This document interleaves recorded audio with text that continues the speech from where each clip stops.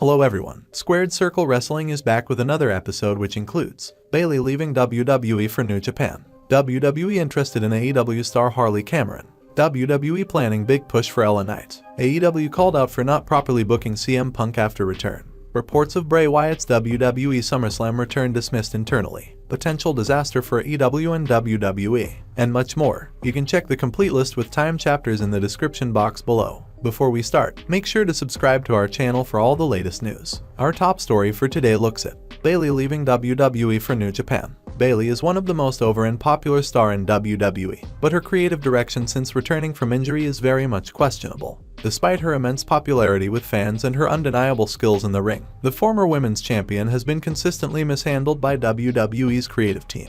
It has led to missed opportunities and frustration for both the wrestler and her fans. There were rumors surrounding Bayley that she isn't happy with her position in the company and possibly could join her best friend Sasha Banks, currently known as Mercedes Moné in NJPW. During an interview with Inside the Ropes, Bayley was asked about Mercedes in NJPW and possibility of her joining Mercedes in New Japan. She said, "I think what she's doing is incredible, but I don't know if I'd be able to do it. That Japanese style is intense. I'm a little too old for that. She can go ahead and do all that. She's braver than I am. She's way more athletic than I am. So she can do all that stuff, and I'll support her the whole time. If something were to happen and I was able to go experience different things like that, we'll see. But right now, my body will say no." But the former Triple Crown champion Bayley hinted a possibility of leaving WWE in future to have one more match with the former Sasha Banks. She said, "I beg her every chance. You know what? It doesn't matter where it is. It doesn't matter how it happens. I would love to one day step back in the ring with her. Whether it's teaming with her, whether it's against her. But right now, I just want whatever happiness she needs to feel, whatever she needs to accomplish her dreams, accomplish her goals. I'm just happy to see her happy." Next up,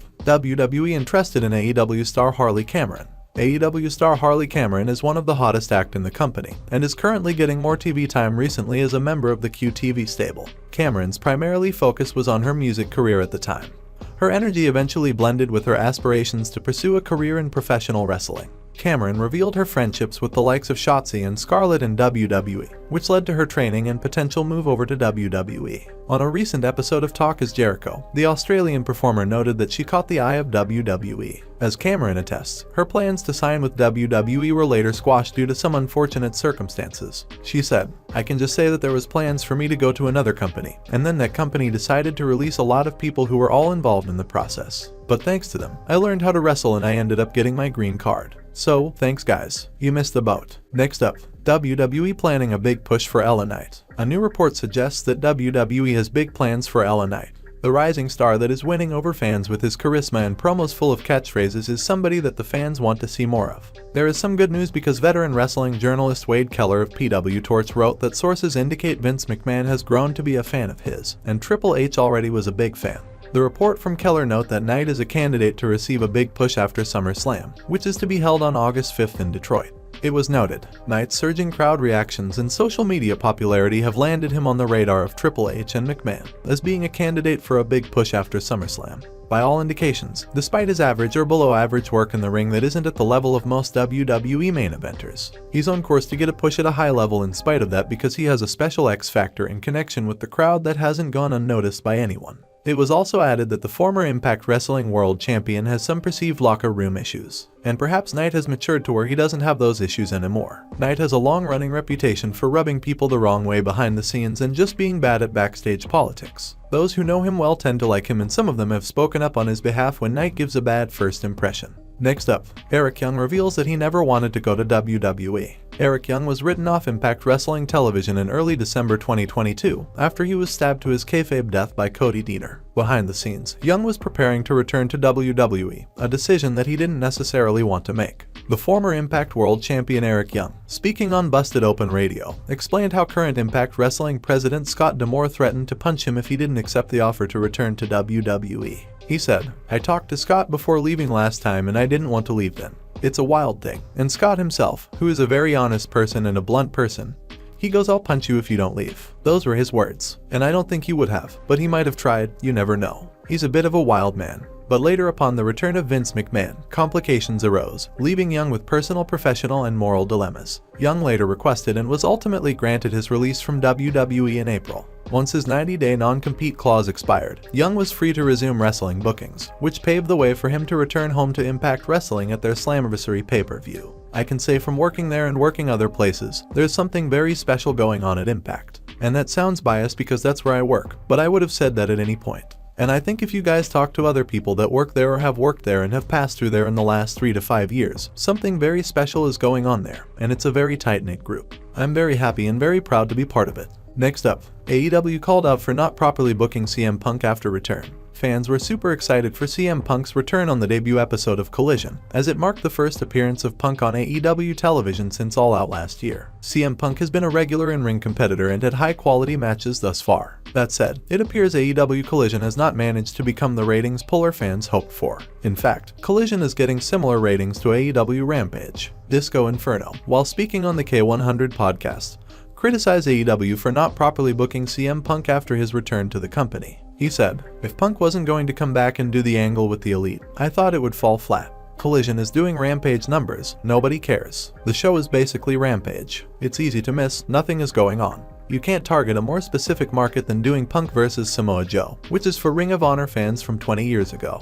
Who would be interested in that right now?" Next up, reports of Bray Wyatt's WWE SummerSlam return dismissed internally. Former Universal Champion Bray Wyatt has been absent from WWE TV since the road to WrestleMania, where he was booked to face Bobby Lashley at the Showcase of the Immortals. Now, it seems that thoughts of his return are running backstage once again. It was previously reported that Bray Wyatt has been around few times. His plans are there for his return, and feuds suggested and approved by everyone. It's only a call of when. The discussion is for SummerSlam, so I'd keep an eye on one of the main events of that night. Ringside News reached out to confirm this report about Bray Wyatt. It was reported by a tenured member of the creative team that all these stories about Bray Wyatt's WWE return are simply rumors. It was noted, "We were not able to confirm that there are any plans for Bray Wyatt's return."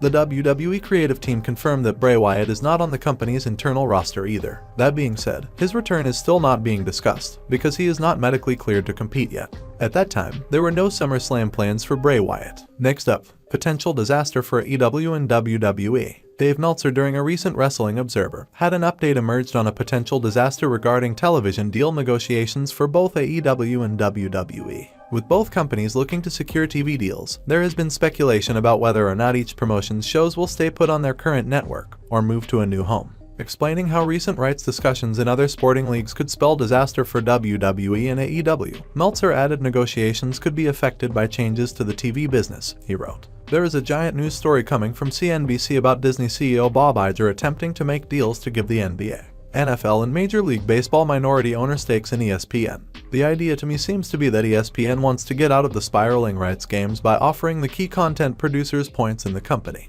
with the assurance that they will stay on ESPN. As we constantly talk about, the television business is rapidly changing, and as more and more people no longer get cable, and cable carriage fees and advertising declines with them, the stations will no longer have the money to pay as much for programming.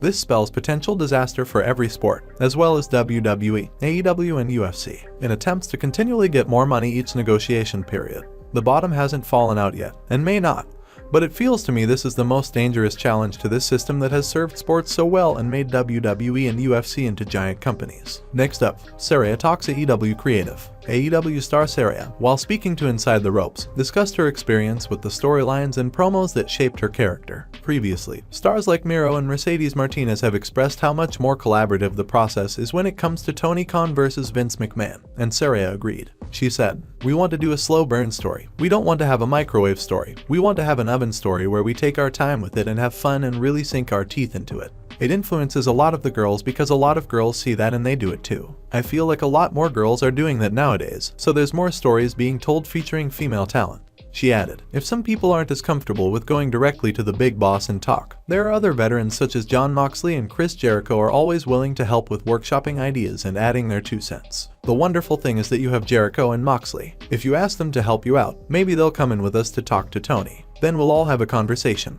Tony's always very receptive. You just have to ask. If he doesn't want to do a certain idea, he'll just be like, 'I love it, but I want to do this week and maybe we can do that next week or the week after.' It really helps to pitch the idea to Moxley and Jericho to see if they like it. in case we wasting our time. Next up, Kurt Angle has big praises for former world champion, WWE Hall of Famer Kurt Angle, during the latest Kurt Angle Show podcast. Praised Kane for his wonderful work throughout his career. He would go on to elaborate on Kane being the perfect employee, sharing his opinion that he was taken advantage of a bit by WWE during his tenure with the company. He said, "You know what? I didn't hang out with Glenn that often. He was a really nice guy. Nobody could say a bad thing about him. He was like the perfect employee. You know, he never got in trouble. He did everything he was told to do. He showed up. He worked his ass off. I think he was a little too nice because the company kind of took advantage of him. He did a lot more, had a lot more losses than wins, and was a dominant character. So, you know, but he was one of those guys that was in the main event that really made other wrestlers, because when you're going up through the ranks, you had to go through Kane.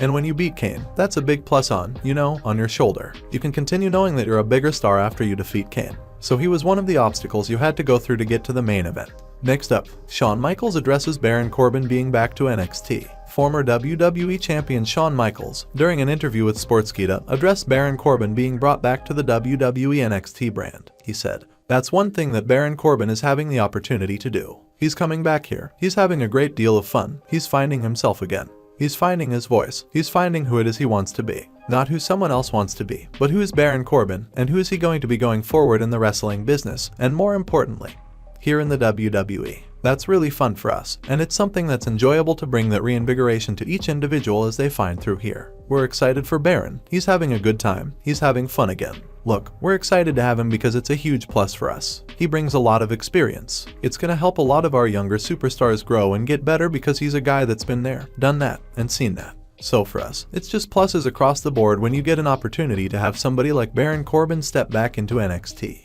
Everybody is going to benefit from that, and we're thrilled about it. And that is all for today's news. Don't forget to subscribe to our channel SquaredCircle Wrestling for all the latest updates.